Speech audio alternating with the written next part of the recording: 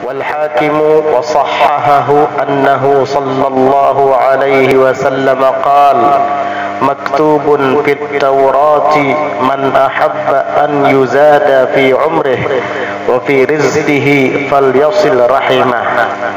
Dan meriwayatkan Al-Hakim wasahhahahu, dan beliau mensahihkan akan riwayat ini, annahu bahwasanya Rasulullah sallallahu alaihi wasallam bersabda, maktubun fit Taurah, tertulis di dalam kitab Taurat yang diwahyukan kepada Nabi Musa, man ahabba ayyuzada fi umrih, barang siapa yang suka bahwa ditambahkan dalam umurnya, yang mau dipanjangkan dan diberkahi usianya, wa fi rizqihi, dan ditambahkan dalam rezekinya, falyasil rahimah, maka hendaknya ia menyambung, menjalin rahimah, tali persaudaraan, bersilaturahim kepada kerabat dan sahabat.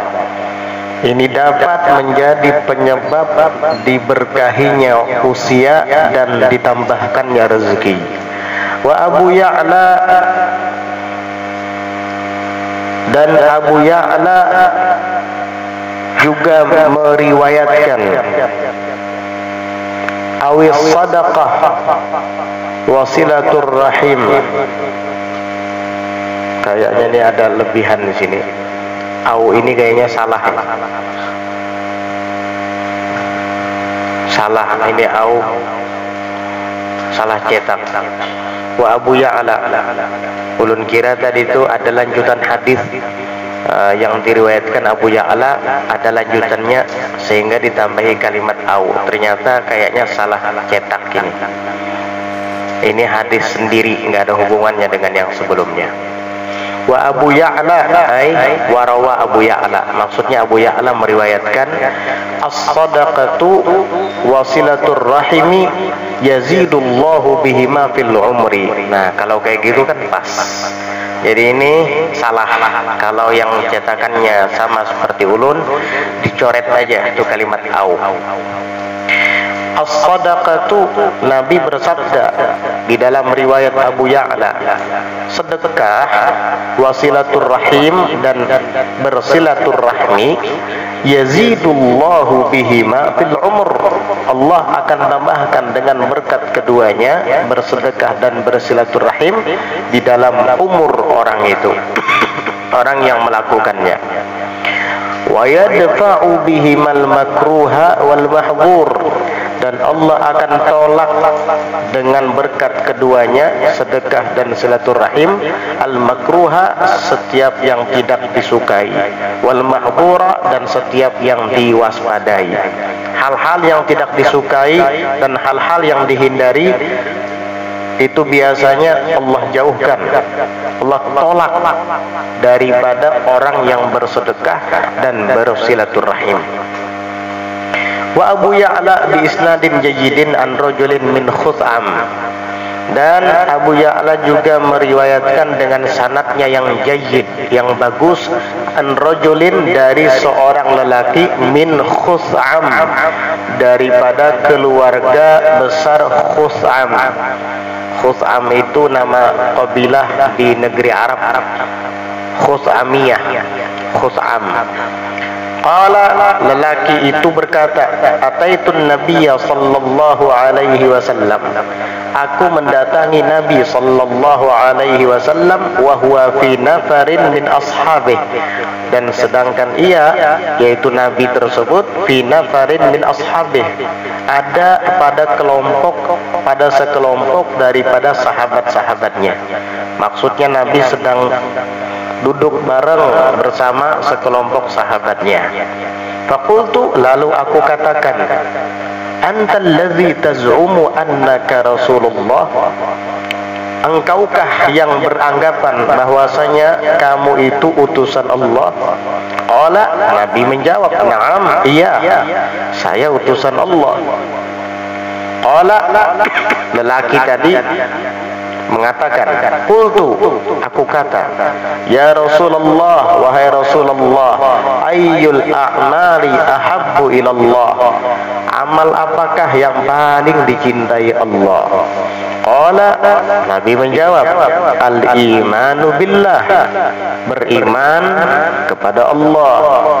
Nabi tahu lelaki ini kayaknya orang Badui, belum begitu mengerti dan memahami tentang Islam. Makanya pertama kali melihat Nabi, dia langsung menanyakan, engkaukah yang mengaku sebagai utusan Allah itu? Engkaukah yang beranggapan bahwa engkau itu adalah utusan Allah? Jadi jawab Nabi dengan tegas, iya, memang saya Rasulullah. Kalau gitu beritahukan kepada saya amal yang paling disukai Allah. Dikasih tahu sama Nabi yang pertama, al-imanu billah, beriman dengan Allah. Qultu, aku katakan lagi, kata lelaki itu, ya Rasulullah, thumma mah, wahai Rasulullah, kemudian apa lagi? Itu asal kalimatnya ma, ditambahi huruf ha, sakat, saktah, mah, apa lagi? Kata lelaki tersebut. Qala, kemudian Nabi menjawab, humma silatur rahim, kemudian setelah beriman kepada Allah, menjalin tali persaudaraan, bersilatur rahim. Nomor 2 setelah iman di dalam riwayat ini. Qultu, aku katakan lagi, ya Rasulullah, wahai Rasulullah, ayyul a'mali abghadu ilallah, amal apakah yang paling dibenci oleh Allah? Qala, Nabi menjawab, al-isyraku billah, syirik, menyekutukan Allah. Lawannya iman. Kalau iman yang paling dicintai oleh Allah, berarti kebalikannya syirik, menyekutukan Allah, kafir kepada Allah, ingkar kepada Allah. Ini adalah paling dibenci oleh Allah. Qultu ya Rasulullah, aku katakan lagi, wahai Rasulullah, ummamah, kemudian apa lagi amalan yang paling dibenci oleh Allah? Qala, Nabi menjawab, thumma qati'atur rahim, kemudian memutuskan tali persaudaraan, tidak bersilaturahim, tidak tegur sapa satu sama lain, apalagi kepada orang tua sendiri, saudara sendiri. Itu adalah perbuatan yang paling dibenci oleh Allah setelah syirik di dalam riwayat ini. Qultu ya Rasulullah, aku katakan lagi, wahai Rasulullah, thumma mah, kemudian apa lagi? Qala, Nabi menjawab, thummal amru bil munkari wan nahyu 'anil ma'ruf, kemudian memerintahkan dengan kemungkaran dan mencegah daripada kema'rufan, kebaikan. Dibalik, harusnya kita al-amru bil ma'ruf wan nahyu 'anil munkar, pemerintah berbuat baik, mencegah dari kemungkaran. Ini malah dibaliknya,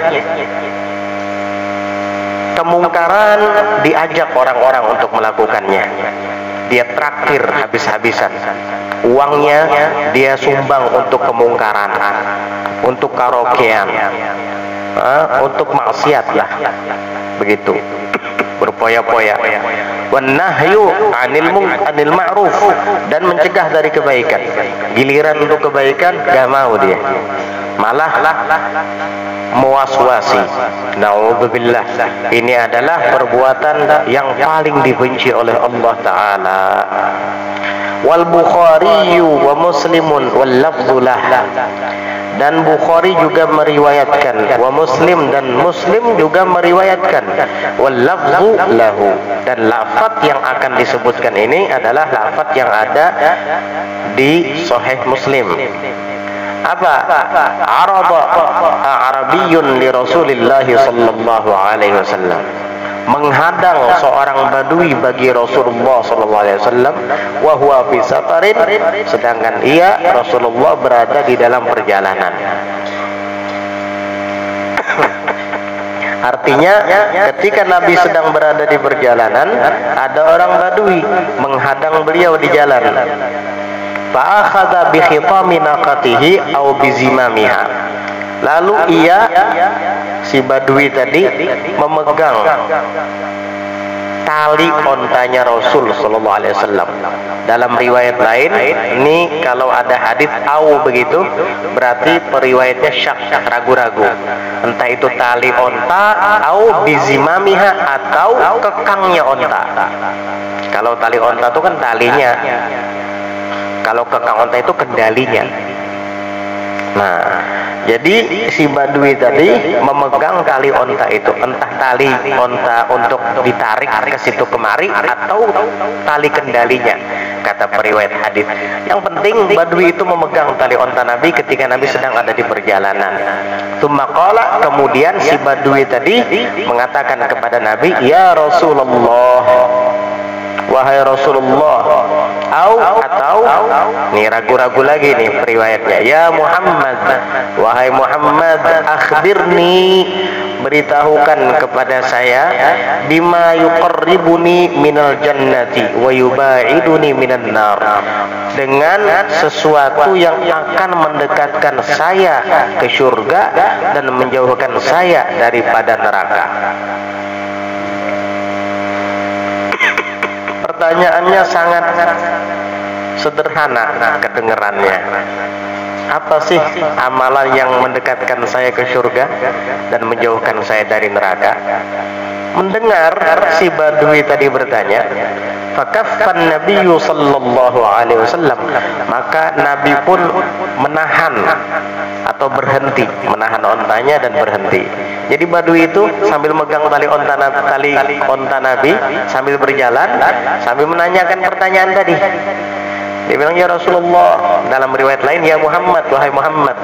Orang Badui kadang polos, kadang memanggil Nabi itu dengan sebutan namanya beliau.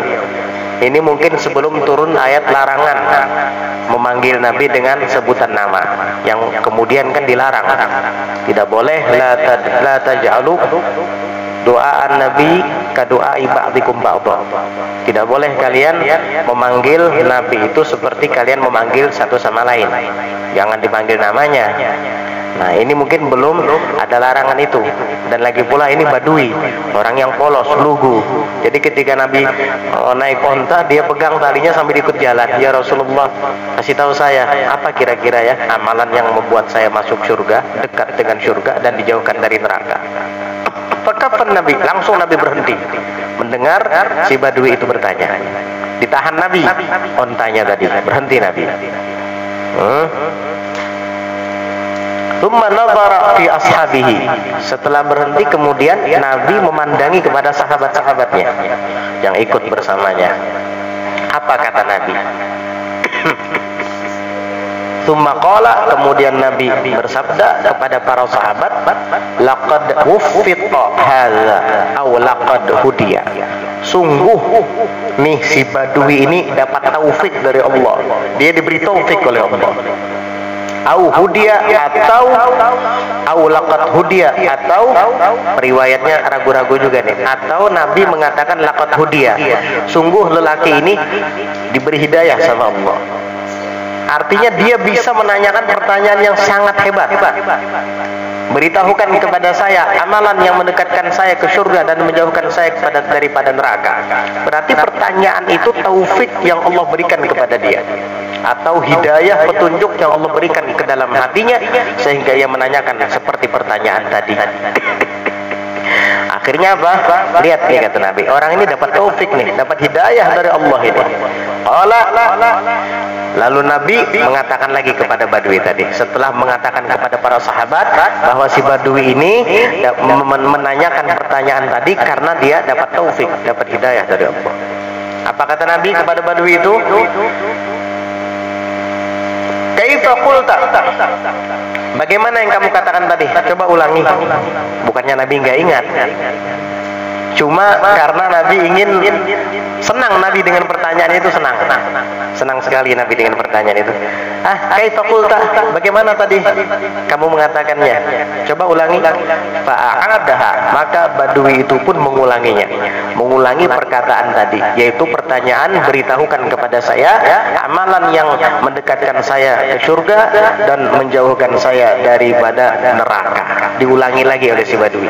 Faqala Nabi sallallahu alaihi wasallam, maka Nabi pun sallallahu alaihi wasallam berkata, oh, kalau begitu kata Nabi, ta'budullah, engkau menyembah Allah, ibadah kepada Allah, la tusyriku bihi syai'a, dan tidak menyekutukan dengannya syai'a, akan sesuatu pun. Menyembah Allah dan jangan menyekutukan dengan makhluk. Wa tuqimus shalah, dan engkau dirikan salat. Kalau sudah masuk waktu salat, ambil wudu dan laksanakan. Wa tu'tiz zakah, dan engkau tunaikan zakat. Kalau sudah sampai waktunya, nisabnya dan haulnya, jika disyaratkan haul, kamu keluarkan zakat itu. Wa tasilur rahim, dan kamu sambung silaturrahim, tali persaudaraan. Kamu sambung tali persaudaraan, silaturrahim. Da'in naqah. Dalam riwayat lain Nabi menjawab menyambung perkataannya, da'in naqah, udah tinggalkan onta ini. Da'in naqah kepada si Badui tadi. Kan Badui tadi megang ini talinya. Udah kan? Itu aja amalannya. Ibadah kepada Allah, dirikan salat, tunaikan zakat, sambung silaturahim. Udah kan? Da'in naqah. Udah tinggalkan onta ini kata Nabi. Baru si Badui itu melepas tali tadi. Badui polos. Udah ya? Cukup ya kata Nabi? Udah, da'in naqah.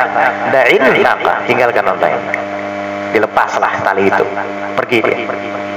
Tapi riwayatin, dan di dalam riwayat lain Nabi mengatakan begini, watasilu dza rahimik, watasilu dza rahimik, maknanya ya kurang lebih, dan engkau sambung orang yang memiliki kekerabatan dengan kamu. Zawil arham, orang-orang yang memiliki kekerabatan, entah itu bibimu, pamanmu, sepupu kamu. Nah itu. Falamma adbara, maka tatkala si Badui tadi berpaling pergi, kan sudah Nabi bilang, udah da'in nagah, udah selesai kan, dah lepas pentanya. Nggih, kata Badui itu. Falamma adbar, maka tatkala si Badui tadi pergi, udah membelakangi Nabi dan para sahabat, pergi. Qala Rasulullah sallallahu alaihi wasallam, maka Rasulullah sallallahu alaihi wasallam berkata kepada para sahabat, kata Nabi, in tamassaka bima amartuhu bihi dakhalal jannah. Jika ia, si Badui tadi itu, benar-benar berpegang dengan apa yang tadi aku perintahkan kepadanya, dakhalal jannah, tentu ia akan masuk surga. Berarti ini amalan masuk surga. Tuh si Badui tadi tuh yang bertanya tentang amalan yang mendekatkan ke surga dan menjauhkan dari neraka. Andai kata ia berpegang teguh dengan perintahku tadi, dia pasti masuk surga, kata Nabi. Kita akan sering menanyakan, Ustaz, guru atau Habib, apa sih amalan masuk surga? Ya ini tadi yang disampaikan oleh Nabi, ibadah kepada Allah. Alhamdulillah kita bisa menjalankan salat 5 waktu. Jangan sekutukan dengan makhluk. Buang sesajen-sesajen itu. Buang keyakinan-keyakinan animisme.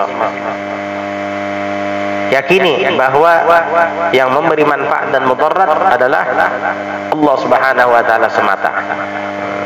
Wa tuqimus shalah, dan kamu dirikan salat. Alhamdulillah. Wa tu'tiz zakah, kamu tunaikan zakat.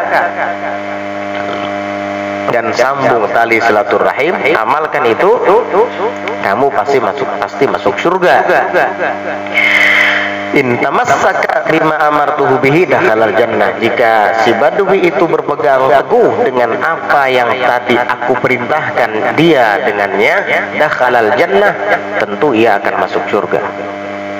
At-Tabrani bi isnadin hasanin, dan Imam At-Tabrani meriwayatkan juga dengan sanad yang hasan, annallaha la ya'muru bil qaumi ad-diyara. Sesungguhnya Allah Ta'ala itu benar-benar akan memakmurkan dengan suatu kelompok atau golongan ad-diyara, akan negeri-negeri mereka. Wa yunammi lahumul amwala, dan Allah Ta'ala akan kembangkan, suburkan lahum bagi mereka kelompok tadi itu al-amwala, harta benda mereka. Siapa kaum itu? Keberadaan mereka dapat memakmurkan diar, negeri-negeri, dan keberadaan mereka menjadi penyebab Allah Ta'ala suburkan dan kembangkan harta kekayaan, harta benda, berkah. Wa ma nazara ilaihim mundu khalaqahum bughdan lahum, dan tidak pernah Allah Ta'ala memandang kepada mereka dari sejak menciptakan mereka bughdan lahum, karena benci kepada mereka. Artinya dari sejak diciptakan Allah, Allah tidak pernah memandang mereka dengan pandangan kebencian. Allah Ta'ala rahmat, sayang kepada mereka. Siapa sih mereka itu? Qila, ditanya Nabi, wa kaifa dzaka ya Rasulullah, bagaimana itu bisa terjadi wahai Rasulullah?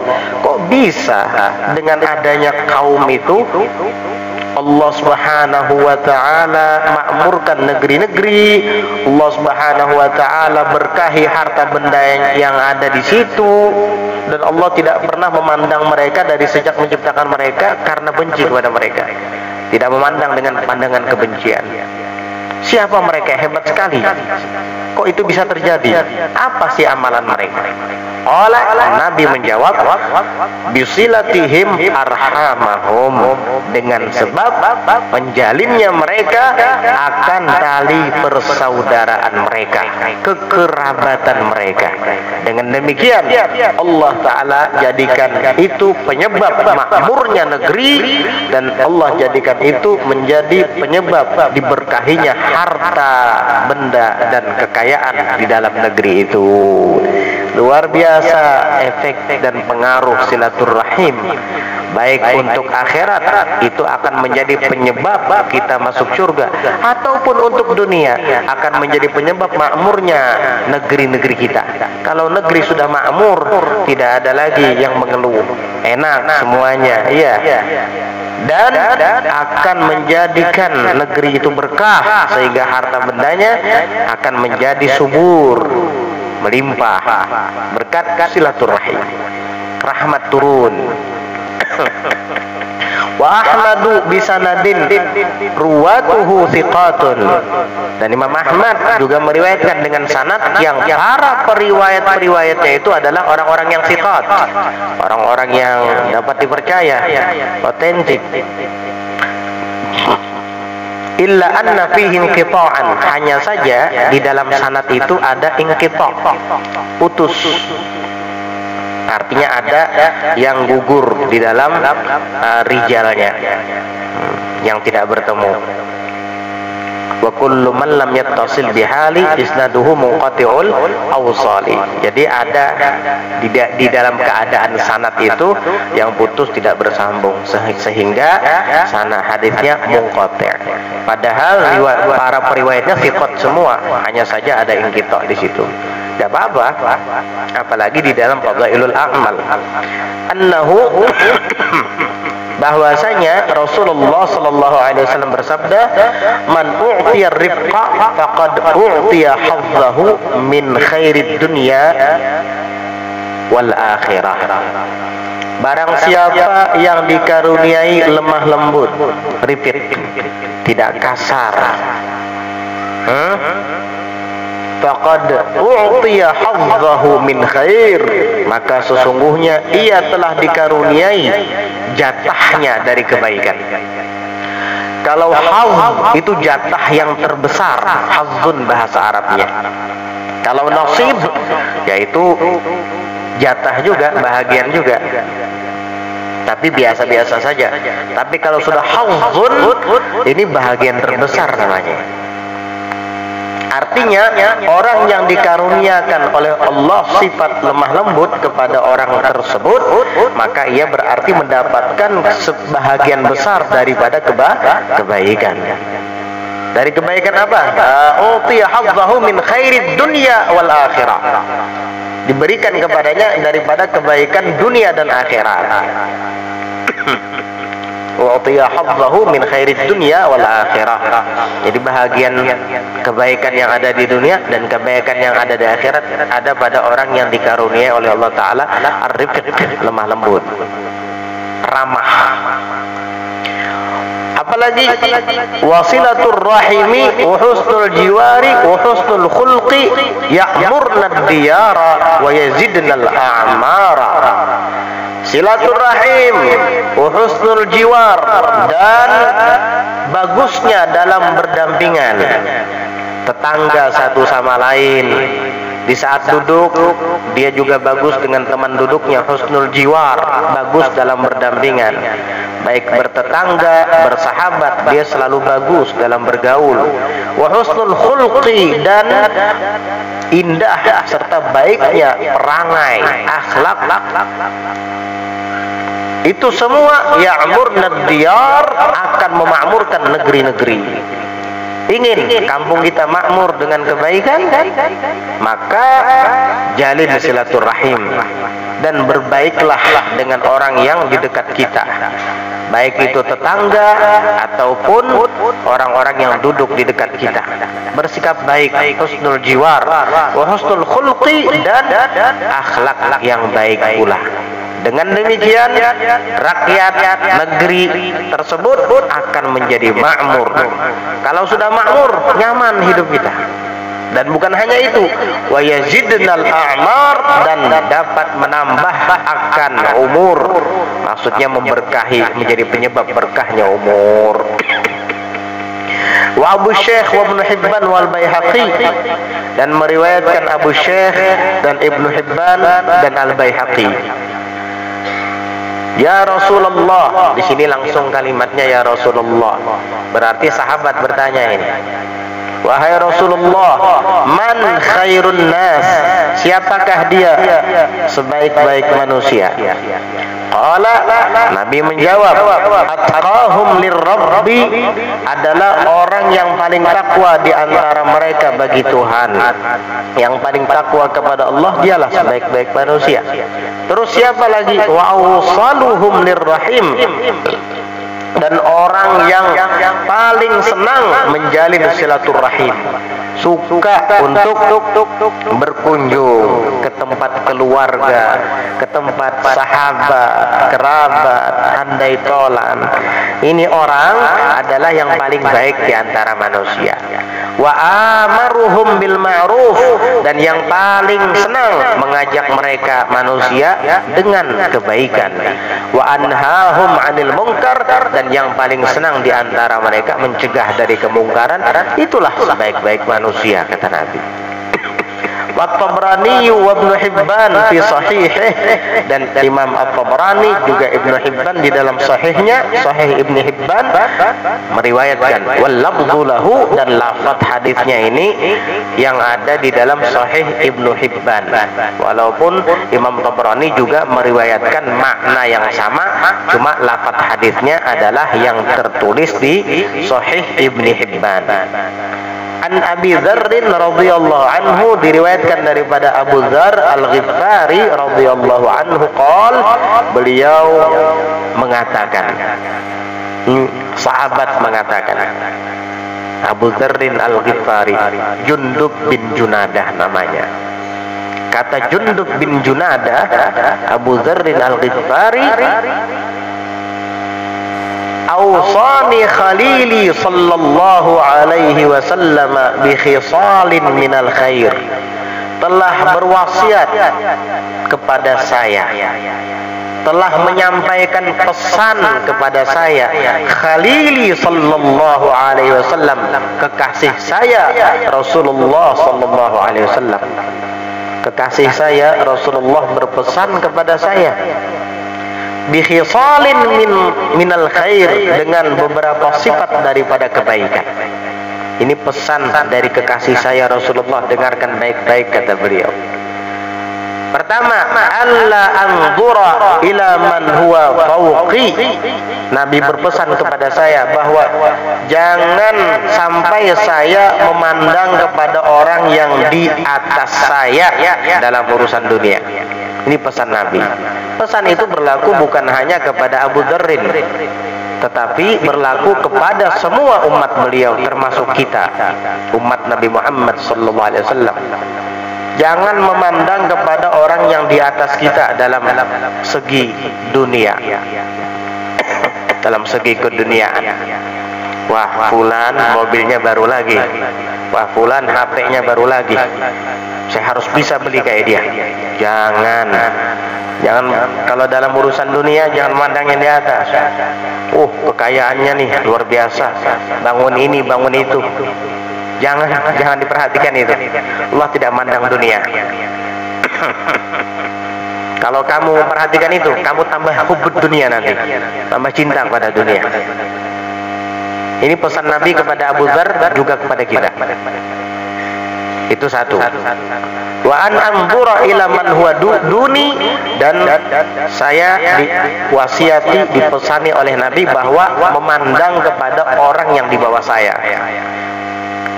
Supaya apa? Supaya banyak bersyukur kepada Allah.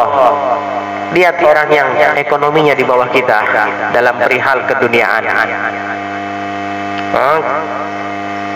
Kita punya mobil, walaupun mobilnya tidak baru, alhamdulillah. Coba yang di bawah kita nggak punya mobil, kasihan. Mau pergi ke situ kemari, jika panas kepanasan, jika hujan kehujanan. Kita alhamdulillah, walaupun buruk, tapi bisi motor. Begitu, pandang orang yang di bawah kita, jangan di atas kita.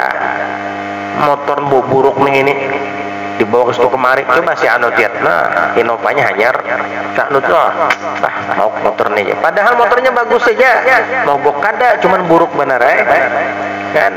Karena apa? Memandang orang yang lebih di atas daripada dia dalam perihal keduniaan. Itulah yang membuat dia menjadi sosok yang ambisius untuk mendapatkan dunia. Jangan pandang orang yang di bawah kamu. Punya rumah, alhamdulillah, walaupun tidak besar, daripada tidak punya rumah sama sekali. Lihat orang yang di bawah kamu, dari sejak menikah sampai punya anak 5 masih mengontrak, kasihan. Sampai punya anak 5 masih kada berisi rumah lagi mengontrak.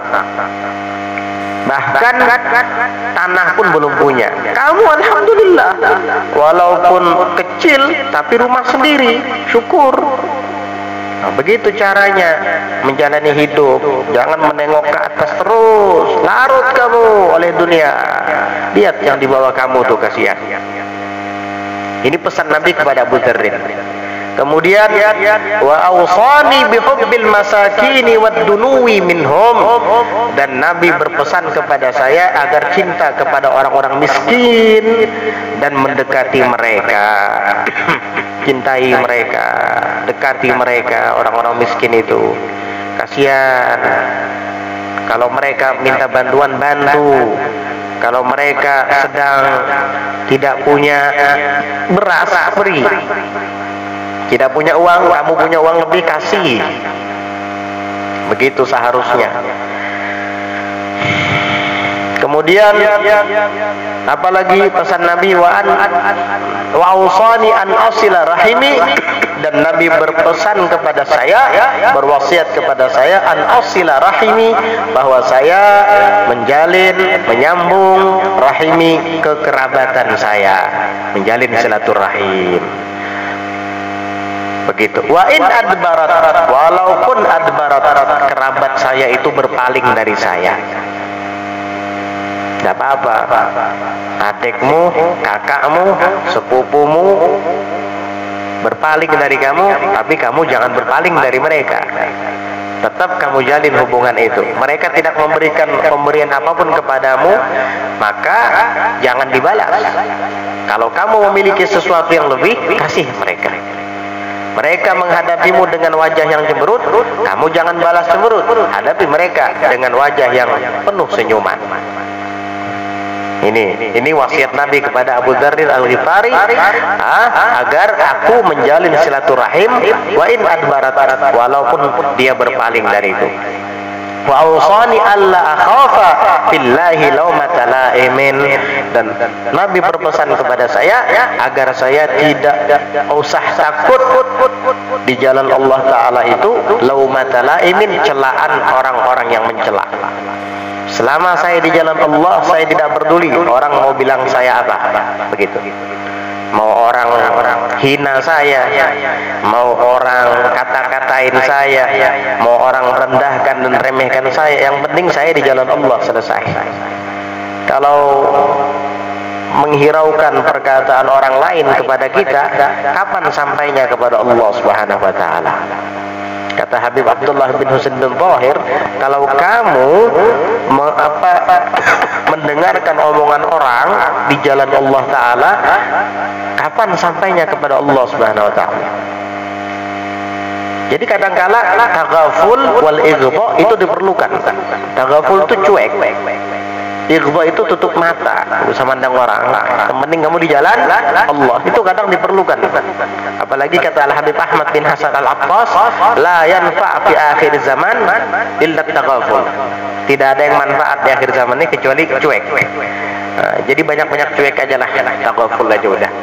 Maksudnya dari omongan orang, asal kamu berada di jalan yang lurus, yang benar. Ada sebagian salaf juga mengatakan masyi kamat taghaful fi akhir zaman. Enggak ada seperti sifat taghaful, cuek di akhir zaman. Mau orang bilang apa, yang penting kamu menyampaikan yang hak, yang penting kamu ada dalam kebenaran, selesai. Kalau menghiraukan omongan orang, kapan sampainya kepada Allah Subhanahu wa Ta'ala? Jadi begitu. Jangan takut celaan orang yang mencela di jalan Allah Ta'ala. Wa awsani an aqulal haqqa wa in kana murran. Dan Nabi berpesan kepada saya agar saya mengucapkan yang hak walaupun ia adalah pahit. Kamu baca kitab, dijelaskan di dalamnya begini-begini. Ini kalau saya sampaikan nih, orang-orang ribut gimana ya? Sampaikan, emang kenapa? Takut jamaahnya bubar. Kasihan banget kamu ngajar ingin cari jamaah, ingin cari pengikut. Nah, kalau saya sampaikan ntar saya dibilang keras lagi. Emang kenapa? Ini kan kedengarannya bertolak belakang dengan hawa nafsu kebanyakan orang, karena kebanyakan orang melakukan itu. Masalah jabat tangan, misalnya bersalaman. Orang laki-laki dan perempuan yang bukan mahram berjabatan tangan bebas. Tapi kalau kita bicarakan secara hukum fikih, mungkin akan berisiko. Orang-orang nanti akan mengatakan kita keras. Padahal ya hukum agama begitu, bukan hukumnya yang keras, hawa nafsu kamu yang tidak terima. Begitu. Sampaikan pesan Nabi kepada Abu Dzar Al-Ghifari, wa an aqulal haqqa wa in kana murran. Dan aku disuruh Nabi, dipesani oleh Nabi mengucapkan yang hak walaupun pahit. Iya. Walaupun pahit. Walaupun pahit. Kayak kemarin tuh bicara tentang ziarah kubur bagi wanita, ribut itu. Kenapa ribut? Karena pian baru dengar. Kenapa baru dengar? Mungkin gak ada yang nyampaikan. Iya, mungkin gak ada yang nyampaikan. Akhirnya pas ulun yang menyampaikan, ribut. Hanya jatahu aku, hanya jatahu aku. Sudah lama hukum itu ada. Gak apa-apa lah, ulun nanggung resikonya. Orang bilang keras terserah. Tapi ada kaul. Kalau nyari kaul ya ada terus. Kita tuh mura'atul aslah wal aslah, memperhatikan yang terbaik dan yang terbaik. Kalau nyari kaul-kaulan, ya Allah, itu kitab masalah khilafiyah itu banyak sekali. Gak ada habisnya kalau nyari kaul-kaul. Kita tuh kalau mau berbicara, khususnya fi maqamit ta'lim, dalam posisi mengajar harus yang muktamad, yang kuat-kuat. Ini bukan bahsul masail. Kalau bahsul masail nanti cari-cari kaul-kaul silahkan. Ini belajar mengajar sekarang. Kita nggak berani gara-gara omongan kita akhirnya ada yang tasahul. Ketika kita membicarakan tentang seseorang yang keluar dari batasan kampung atau dari pagar kampung yang ada pagarnya, itu harus ditemani oleh mahram atau suaminya, yaitu hukum yang muktamad, yang kuat. Kalau menyalahi itu berarti dia menyalahi mansus dan menyalahi yang sahih dalam mazhab Syafi'i dan mazhab a'imah yang lain. Memang begitu, dan itu berangkat dari hadis riwayat Bukhari, tidak halal bagi perempuan keluar dari batas kampungnya kecuali ditemani oleh mahramnya. Selesai. Kalau qala ba'dul ashab wa qala Al-Hasan Al-Basri, ya itu kalau kaul-kaul ya ada terus. Kalau kaul-kaul bahkan menghilangkan najis ada kaulnya. Di dalam mazhab Malik sunnah saja. Jadi kalau sholat pakai najis sah, mau diikuti itu. Kalau nyari-nyari kaul ya kaul-kaul ya ada terus. Kita nih cari mura'atul aslah fal aslah. Tugas kita tuh menyelamatkan umat. Mana yang paling aslah? Mana kira-kira mafsadatnya apa? Kenapa kok dilarang tuh apa? Nabi itu tidak melarang kecuali di situ ada mafsadah, ada kerusakan. Kalau perempuan keluar tanpa ditemani mahramnya atau tanpa ditemani suaminya, walaupun itu adalah ziarah kubur, baik, bagus, ibadah, di tengah-tengah jalan itu siapa yang bisa menjamin kalau dia digoda orang? Iya, kadang yang menggoda gaibnya sendiri kadang. Nih ibu-ibu nih senyum-senyum terus nih, apa nih? Ketawaan. Kamu kira halal kayak gitu? Itu kenapa jadi dilarang? Coba berpikir yang real, realitanya, faktanya bagaimana di lapangan. Begitu. Coba kalau ibu-ibu tadi ditemani suaminya, mana berani kayak itu ngomong begitu? Ada suaminya di samping, apalagi kumisnya tebel. Otot. Apa kamu bilang apa sama istri saya? Gitu kan? Ya berani kayak ngomong kayak gitu sama istrinya kalau temani suaminya. Atau ditemani abahnya. Ayo mau goda anak beliau, kempeleng sama abahnya. Tapi kalau sendirian, ya mungkin gaitnya tidak menggoda, sidinnya yang menggoda. Ayo. Kadang perempuan yang menggoda. Siapa yang menjamin? Iblis tidak tidur loh. Di mana ada kesempatan di situ dia beraksi. Mafsadatnya banyak, apalagi yang sampai 1 minggu gak ditemani mahram, gak ditemani suami, akhirnya tidurnya bareng. Kadang di teras-teras masjid, laki-laki perempuan berhampar rata seperti itu. Siapa yang bisa memegang syahwat mereka? Kamu wali semua yang ada di situ. Itu kalau kita bicara mafsadat. Belum lagi yang buka aurat. Nah ini, jadi harus paham kita dalam memahami konsep agama itu. Ada mafsadat, ada maslahat. Mana yang didahulukan? Begitu. Kalau nyari kaul ribut, nyari kaul, ada kaulnya, ada kaul semua, ada kaul-kaulan begitu. Kecuali yang mujma' alaih. Kalau masalah mujma' alaih yang disepakati mungkin tidak ada kaul. Tapi kalau yang masalah furu' fiqhiyah ini rentan dengan khilafiyah, ya ada terus. Tapi kita harus bijak. Apalagi kamu adalah seorang guru membimbing murid-muridmu, maka pilihlah yang terbaik untuk murid-muridmu. Begitu. Kalau kita sayang kepada murid-murid kita anggap anak, maka kita harus memberikan yang terbaik untuk mereka. Terbaik di hadapan Allah, bukan di hadapan makhluk. Ya begitulah. Begitu.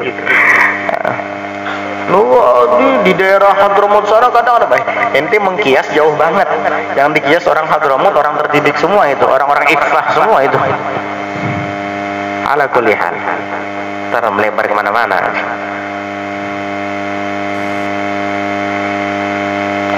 Kemudian, jadi sudah sampaikan yang hak tadi, walaupun kedengarannya pahit. Sebenarnya hak itu tidak ada yang pahit. Kebenaran itu manis. Tapi kenapa di sini murran? Wa in kana murran, walaupun adalah pahit, walaupun itu adalah pahit. Pahit di hadapan orang yang dikuasai oleh hawa nafsu, sehingga tidak terima dengan kebenaran. Berat memang hawa nafsu itu untuk menerima kebenaran. Masalah ini kan, nah ini memang jarang disampaikan, makanya bingung. Yang sering disampaikan aja banyak yang nggak make. Coba lihat, aurat perempuan adalah sekujur tubuhnya, kecuali wajah dan telapak tangan. Itu pun alal qaul dalam mazhab Syafi'i. Kalau mau tamat pakai cadar itu wajib. Cuman ada qaul yang mengatakan tidak wajib, dan itu mazhab Abu Hanifah. Selama tidak takut khawatir fitnah atau syahwat, ya sudah nggak apa-apa. Tapi nyatanya apa? Masih banyak perempuan yang nggak pakai kerudung, padahal tahu itu dilarang. Kita berbicara tentang berjabatan tangan antara wanita yang ajnabiyah dengan lelaki yang ajnabi, itu dilarang. Karena itu masalah lumrah. Jadi tidak ada yang bingung lagi ketika disampaikan. Tapi yang ngamalkan nggak semua orang. Sampai sekarang masih banyak yang jabatan tangan dengan wanita yang bukan mahramnya. Dan terkadang itu adalah pegiat majelis taklim juga. Jamaah majelis itu tetap masih ada yang berjabatan tangan dengan wanita yang bukan mahramnya dengan alasan tidak enak. Kebenaran itu memang berat memang, tapi dibaliknya ada surga. Ya sama masalah menutup aurat, masalah berjabatan tangan, sama saja kayak masalah ziarah kubur yang dibahas kemarin itu, sama aja. Ya, yang mau pakai, yang mau tidak silahkan, tapi kamu tanggung jawab di hadapan Allah Subhanahu Wa Taala. Selesai. Inna alaika illal balag. Kamu tugasnya hanya menyampaikan. Mau dituruti alhamdulillah, mau tidak ya urusan dia. Sudah tahu hukumnya, dan diamalkan urusan dia sama Allah Subhanahu wa taala. Wa awsani, dan Nabi kekasih saya, kata Abu Dzar Al-Ghifari, berpesan kepada saya, an ukthira min la haula wala quwwata illa billah, agar saya memperbanyak mengucap la haula wala quwwata illa billah. Kenapa disuruh memperbanyak itu? Fa innaha kanzun min kunuzil jannah. Karena sesungguhnya la haula wala quwwata illa billah adalah perbendaharaan daripada perbendaharaan surga. Jadi perbendaharaan surga, kekayaan yang ada di surga yang tidak ada bandingannya itu adalah terletak pada la haula wala quwwata illa billah. Makanya ulun pernah baca di dalam kitab Kashifatus Sajad karangan Syekh Muhammad Nawawi bin Umar Al-Bantani Syarhu Safinatin Najah, ada riwayat, wallahu a'lam siapa periwayatnya, yang jelas itu hadis kata beliau. Di situ disebutkan Rasulullah sallallahu alaihi wasallam bersabda, "Man qara'a la haula wala quwwata illa billah kulla yaumin mi'ata marratin lam yusibhu faqrun abadan." Barang siapa yang membaca la haula wala quwwata illa billah setiap hari 100 kali, maka dia tidak akan ditimpa oleh kefakiran abadan selama-lamanya. Maksudnya selama dia mengamalkan itu setiap hari. Amalkan itu. La haula wala quwwata illa billah. La haula wala quwwata illa billah. Toko saya nggak laku-laku, dulu laku, sekarang sepi. Bagaimana amalannya supaya dagangan saya laris lagi? Baca itu. La haula wala quwwata illa billah 100 kali sambil duduk di toko kamu. Insya Allah toko kamu nanti akan laku keras nanti. Iya, banyak pelanggannya nanti. Amalkan itu. Tidak akan ditimpa oleh kefakiran. Abadan selama-lamanya, selama kamu mengamalkan itu. Wajar kalau begitu, karena ini kata Abu Dzar Al-Ghifari, kekasih saya, Rasulullah berwasiat saya memperbanyak membaca itu, karena ternyata kalimat la haula wala quwwata illa billah adalah kanzun min kunuzil jannah, perbendaharaan berharga yang ada di surga itu. والشيخان وغيرهما عن ميمونة رضي الله عنها أنها أعتقت وليدة لها ولم تستأذن النبي صلى الله عليه وسلم، فلما كان يومها الذي يدور عليها فيه قالت أشعرت يا رسول الله أني أعتقت وليدتي؟ قال أوقعت؟ فقالت نعم. قال أما annaki law a'taitiha akhwalaki kana a'zama li ajriki. Wasyaikhani wa ghairuhuma, dan meriwayatkan pula asyaikhan itu Al-Bukhari dan Muslim, wa ghairuhuma, dan selain keduanya, an Maimunata, daripada Maimunah istri Nabi, radhiyallahu anha, semoga Allah meridhai beliau, kata Sayyidatuna Maimunah, annaha a'taqat walidatan laha, bahwasanya Maimunah istri Nabi ini memerdekakan walidatan, seorang budak perempuan. Walidah itu maknanya amah, bukan walidah. Kalau walidah ibu, kalau walidah budak. Walam tastadzi min Nabi sallallahu alaihi wasallam, dan ia tidak minta izin kepada Nabi sallallahu alaihi wasallam. Karena hak milik dia sendiri budak itu. Jadi dia tidak minta izin kepada Nabi ketika ia memerdekakannya. Falamma kana yaumuha alladzi yaduru 'alaiha fihi, maka tatkala sudah tiba harinya Maimunah alladzi yang Nabi yaduru 'alaiha fihi, menggilirnya fihi pada hari itu. Maksudnya ketika sudah sampai giliran Maimunah, tempat di hari Nabi ke rumah Maimunah, karena kan Nabi punya istri ada 9 waktu itu. Jadi beliau menggilir istrinya itu harinya ditentukan. Pas kena giliran hari Maimunah radhiyallahu anha, qalat, Maimunah berkata kepada Nabi, asy'urta ya Rasulullah anni a'taqtu walidati, apakah engkau sadar wahai Rasulullah bahwasanya saya sudah merdekakan budak saya itu? Maksudnya pian sadarlah Nabi bahwa budak itu ada lagi di rumah. Biasanya kan kalau Nabi ke rumah Sayyidatuna Maimunah ada budak itu. Nah ketika Nabi ke rumah Sayyidatuna Maimunah, pas giliran beliau, Maimunah bertanya, kok Nabi diem nggak nanyain budak itu? Akhirnya Maimunah berkata, asy'urta, engkau merasa nggak wahai Rasulullah? Engkau sadar nggak bahwa budak kita yang ada di rumah ini dulu tuh sudah saya merdekakan, sudah ulun merdekakan ya Rasulullah. Oh, kata Nabi, pantas nggak kelihatan. Ya Rasulullah, anni a'taqtu walidati, wahai Rasulullah sesungguhnya saya memerdekakan budak saya, budak perempuan saya. Qala, Nabi mengatakan, awa fa'alti, betul itu kamu lakukan, kamu merdekakan betul? Faqalat na'am, kata Maimunah, iya sudah saya merdekakan. Qala, Nabi mengatakan, ama annaki law a'taitiha akhwalaki kana a'zama li ajriki, tidakkah engkau tahu jikalau engkau berikan budak itu kepada akhwalaki, kepada saudara-saudara ibumu, mungkin yang masih hidup adalah saudara ibu beliau, ibunya Maimunah ketika itu, hanya kepada paman-paman kamu tuh, andai kata kamu hadiahkan saja kepada mereka, kana a'zama li ajrik, tentu itu akan menjadi lebih banyak dan lebih besar untuk pahala kamu. Kenapa? Karena di situ ada nilai silaturahimnya. Memerdekakan budak pahalanya besar, tapi ketika memberikannya kepada orang yang memerlukan jauh lebih besar, apalagi itu adalah keluarga. Subhanallah.